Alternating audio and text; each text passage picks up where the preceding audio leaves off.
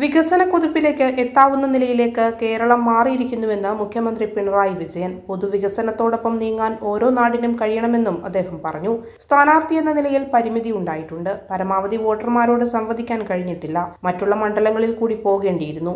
ഇത് മനസ്സിലാക്കിയവരാണ് നിങ്ങൾ. അത് പരിമിതമായി കാണാതെ ആ ഉത്തരവാദിത്തം നിങ്ങൾ ഏറ്റെടുത്തു. വമ്പിച്ച നിലയിൽ നുണപ്രചാരണങ്ങൾ നടക്കുന്ന കാലമാണിത്. യഥാർത്ഥ വസ്തുതകൾ ആളുകളിലേക്ക് എത്തിക്കാൻ ശ്രദ്ധ വേണമെന്നും മുഖ്യമന്ത്രി പറഞ്ഞു.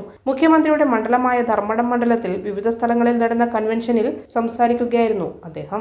2021 തെരഞ്ഞെടുപ്പിൽ അതാണ് വിഷയമായത്. അതിനു മുൻപ് 2016 തെരഞ്ഞെടുപ്പിലും അത് തന്നെയായിരുന്നു പ്രധാന വിഷയം. ഒരു വ്യത്യാസം ഉണ്ടായിരുന്നു.